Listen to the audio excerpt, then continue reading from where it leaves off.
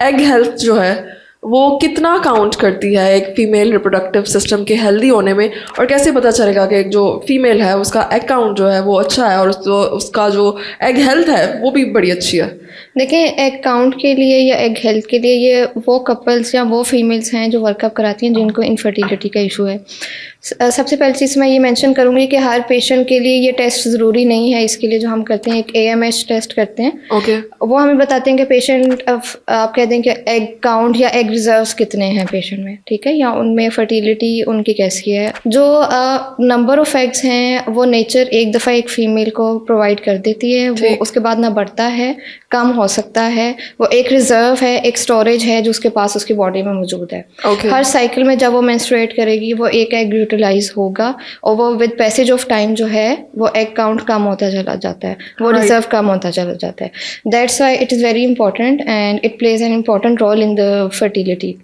तो इसी वजह से जो फीमेल्स हैं जिनका एग काउंट कम है या जिनकी एज ज़्यादा है और उनका एग काउंट कम हो रहा है, तो ये एक रीज़न होती है एज का ज़्यादा होना, या एग रिजर्व अगर ऑलरेडी कम है तो फिर उसको आगे से इन्वेस्टिगेट करना। अदरवाइज अगर एक पेशेंट वो नॉर्मली कंसीव कर जाती हैं तो दैट मीन्स कि she is healthy and she is fertile.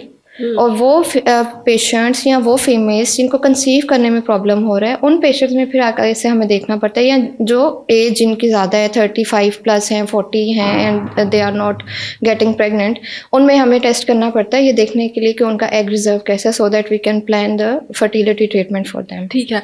As के साथ कितना रिलेटेड है हेल्दी एग्स? क्योंकि अगर किसी की एज ज़्यादा हो रही है तो उसका एग रिजर्व डेफिनेटली मैंने आपको बताया कि एग्स यूटिलाइज होते जाएंगे, एग रिजर्व कम हो सकता है और उसके साथ एग की हेल्थ पे भी फ़र्क पड़ता है।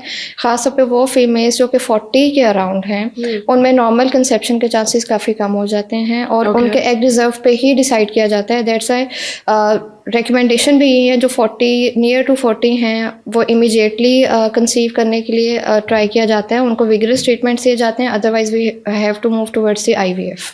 ओके। ताकि 40 इयर्स के बाद फिर मिसकैरेजेस के चांसेस भी ज़्यादा हो जाते हैं। अगर कंसीव करना प्रॉब्लम है तो उसको स्टे करना बॉडी में भी प्रॉब्लम हो सकता है कि वो कैरी हो भी पाती है प्रेगनेंसी के नहीं। तो जैसे जैसे एज बढ़ती जाएगी कंसीव करने में प्रॉब्लम तो होगा, उसको आगे कैरी ऑन करना भी प्रॉब्लम हो सकता है। ठीक है। एग रिजर्व या एग हेल्थ को डाइट के ज़रिए, फूड के ज़रिए या फिर किसी सप्लीमेंट्स के ज़रिए बेहतर किया जा सकता है? हाँ जी, सप्लीमेंट्स हैं ऐसे अवेलेबल हैं। बाकी जो है एग रिजर्व आपको बताया जिनका बाय वीचू कम है या जिनकी एज की वजह से कम है, हम कुछ सप्लीमेंट्स देते हैं जिनके साथ इट कैन इम्प्रूव, और उनको डाइट भी डेफिनेटली गाइड करते हैं which plays a partial role definitely, but some medications are also required.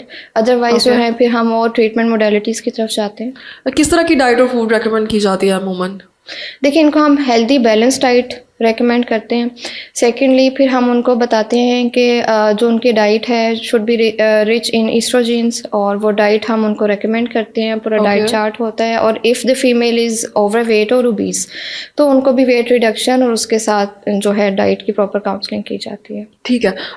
कुछ ख़वातीन में जो एग काउंट है या एग हेल्थ जो है वो क्या एज से पहले भी कम होना शुरू हो जाती है, और अगर होती है तो उसकी वजह क्या होती है? डेफिनेटली हो सकता है एग रिजर्व उनका कम हो सकता है, या कुछ फीमेल्स ऐसी होती हैं जिनमें वक्त से पहले मेनोपॉज हो रहा होता है। उसकी कुछ जेनेटिक फैक्टर्स हो सकते हैं, जेनेटिक मैंने ठीक नहीं बोला, मेरा ख्याल है इसको रीटेक कर लेना चाहिए, ठीक है। उसके जेनेटिक फैक्टर्स हो सकते हैं जिनकी वजह से उनको जो है या उनकी बॉडी में और प्रॉब्लम्स होते हैं। इन्वेस्टिगेट करना पड़ता है कि किस वजह से उनको मेनोपॉज वक्त से पहले हो रहा है, कोई हार्मोनल प्रॉब्लम है, इम्बैलेंस है, ठीक है।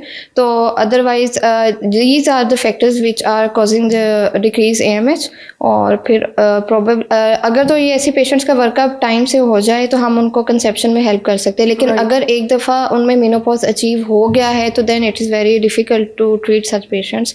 अदरवाइज आजकल तो बहुत सी एडवांस टेक्नोलॉजीज़ आ गई हुई हैं, स्टेम सेल थेरेपीज़ आ रही हैं, तो जिनमें एग रिजर्व बिल्कुल ज़ीरो भी हो जाता है, उनमें भी they are also getting pregnant. और इसी तरह मेल पार्टनर में भी अगर स्पर्म काउंट ज़ीरो है तो उनमें भी प्रेगनेंसी की जा रही है।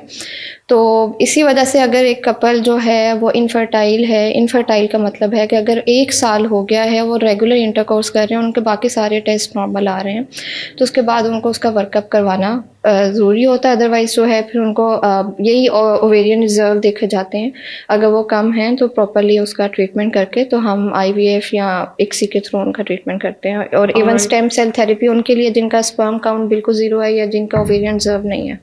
तो ये टेक्नोलॉजी पाकिस्तान में मौजूद है अभी? हाँ जी, कुछ सेंटर्स में हो रही है, स्टार्ट हुआ है, राइट। तो hopefully we will see the good results. Right, बहुत शुक्रिया।